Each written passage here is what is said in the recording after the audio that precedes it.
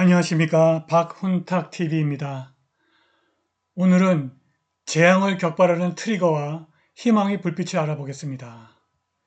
미국 국채시장에서 발생한 베이시스 거래 선물 매도가 주식시장의 붕괴를 트리거링할 수 있습니다.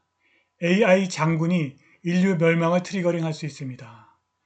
미국의 제3당의 대선 후보가 2016년에 이어 2024년에도 또다시 트럼프의 당선을 도울 수 있습니다. 방송 전에 한 말씀 드리겠습니다. 여러분들 잘 아시다시피 제 방송에는 광고가 잘 들어오지 않습니다. 들어와도 단가가 낮은 광고만 들어옵니다. 여기 후원 계좌 있습니다. 자율 구독료 부탁드립니다. 구독, 좋아요, 알람 설정도 부탁드립니다. MBF, 시장 기반 금융 시스템에 남아있는 취약성이 금리 변동성에 의해서 금융 안정성의 위험을 초래할 수 있다.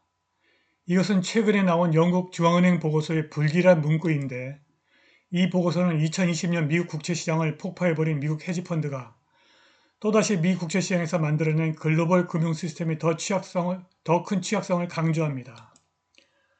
2019년 9월 미국 환매 조건부 채권시장 레포마켓 유동성 위기와 2023년 코로나로 인한 유동성 위기를 초래한 원인은 헤지펀드가 취한 과도한 국채 선물 레버리지 매도 포지션이었습니다. 여기서 환매 조건부 채권시장 레포마켓은 기업이 보유한 우량한 국채를 맡기고 그것을 다음날 사들이는 조건으로 하루짜리 급전을 빌리는 그런 자금 시장입니다.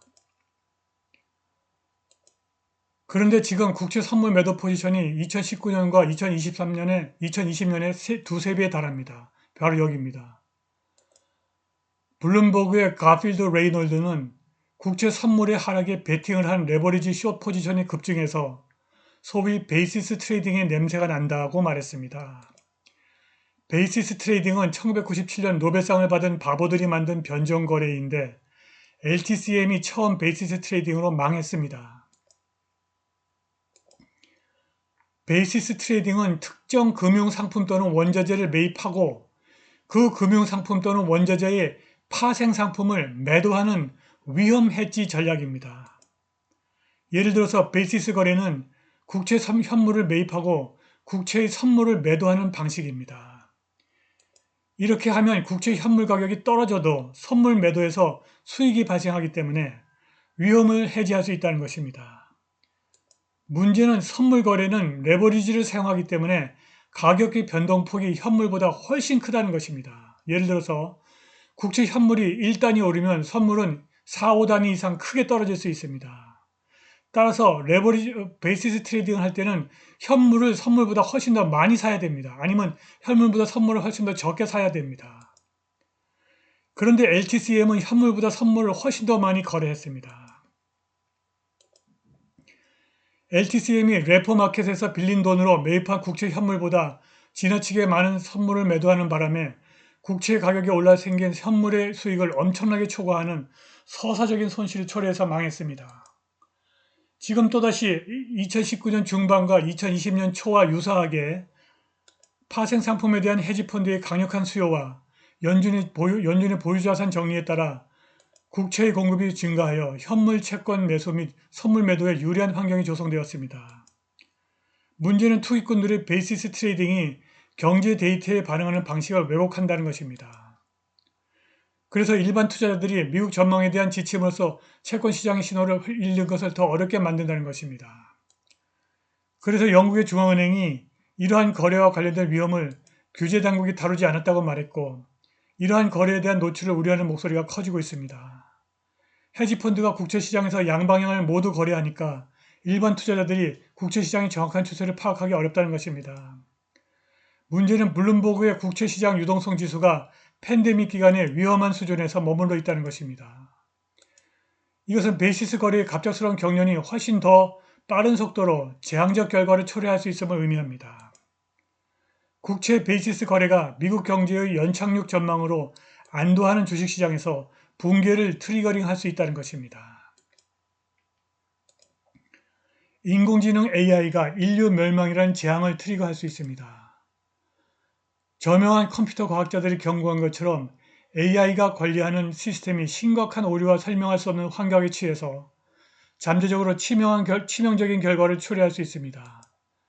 초지능 기계의 확산이 훨씬 더 위험한 시나리오를 만들고 있습니다. 인간이 아닌 독립체가 서로 싸우고 그 과정에서 모든 인간을 말살할 가능성입니다. 초지능 컴퓨터가 미친 듯이 날뛰고 인간을 학살할 수 있다는 생각은 오랫동안 대중문화의 필수 요소였습니다. 1984년 영화 워게임에서 워퍼, War Operation Plan Response라는 슈퍼컴퓨터가 10대에 의해서 무력화되기 전에 미국과 소련 사이에 재앙적인 핵전쟁을 유발할 뻔했습니다. 1984년 영화 터미네이터의 프랜차이즈는 워퍼와 마찬가지로 미국의 핵무기를 제어하도록 설계되었으나 인류를 말살하기로 선택한 스카이넷이라고 하는 자기인식 슈퍼컴퓨터를 구상했습니다. 이렇게 공상과학의 영역에 국한되었던 슈퍼컴퓨터가 인간을 죽이는 개념이 가까운 미래의 현실 세계에서 분명한 가능성이 되었습니다. 다양한 자율 또는 로봇 전투장치를 개발하는 것 외에도 주요 군사 강국은 자동화된 전장 의사결정 시스템 또는 로봇 장군이라고 부를 수 있는 시스템을 만들기 위해서 서두르고 있습니다. 그리 멀지 않은 미래의 전쟁에서 그러한 AI 기반 시스템은 미군에게 전투 명령을 전달하기 위해 배치되어 적군을 죽이거나 발포를 어디서 언제 어떻게 하라고 지시할 수 있습니다. 일부 시나리오에서는 로봇 의사결정권자가 미국의 핵무기에 대한 통제권을 행사하여 잠재적으로 인류의 종말을 초래하는 핵전쟁을 촉발시킬 수 있습니다. 그럼에도 불구하고 미 국방부는 이와 관련된 필요한 하드웨어와 소프트웨어를 체계적으로 점점 더 빠른 방식으로 개발하기 위해서 열심히 노력하고 있습니다. 미 공군이 적의 작전에 대한 데이터를 수집, 해석하고 조종사에게 최적의 공격 옵션을 제공하는 시스템을 만들고 있습니다. 기계가 인간의 통제를 우회하여 사격수에게 직접 사격 명령을 보내는 것입니다. 이것은 시작일 뿐입니다. 미 공군이 미국의 모든 전투 부대를 연결하는 더 큰 센서 및 컴퓨터 집합체 JADC2 Joint All Domain Command and Control 시스템을 만들고 있습니다.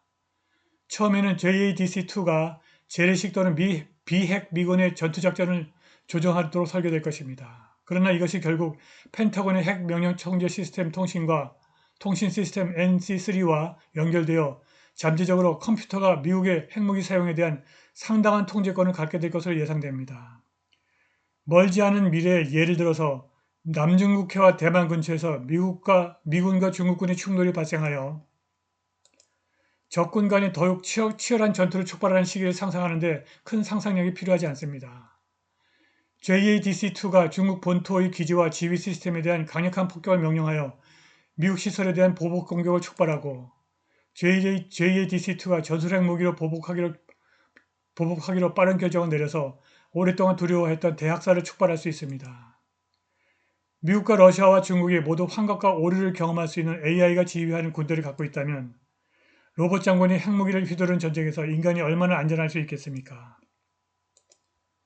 구글의 전 대표 에릭 슈미츠와 전 차관 로버트 워크가 의장을 맡은 의회가 위임한 기업인 인공지능에 관한 국가안보위원회는 AI 지원 및 자율무기 시스템을 적절하게 설계, 테스트 및 활용하면 상당한 군사적 심지어 인도주의적 이익을 가져올 것이라고 믿지만 이러한 시스템은 전 세계적으로 확인하지 않고 사용하면 잠재적으로 의도하지 않은 분쟁 확대 및 위기 불안정을 초래할 수 있다고 경고했습니다. 한편 희망의 불빛이 비추고 있습니다. 미국 녹색당 대선 후보 코넬 웨스트가 2024년 바이든의 당선 가능성을 뭉개고 있어서 큰 골칫거리로 등장했습니다. 538의 최근 보고에 따르면 이 제3 후보가 바이든에게 악몽의 시나리오를 만들어 트럼프의 승리 가능성을 크게 높일 수 있습니다.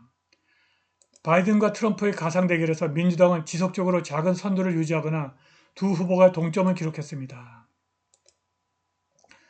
그러나 코넬 웨스트가 유권자들에게 옵션이 되었을 때 트럼프는 상당한 입지를 확보했습니다.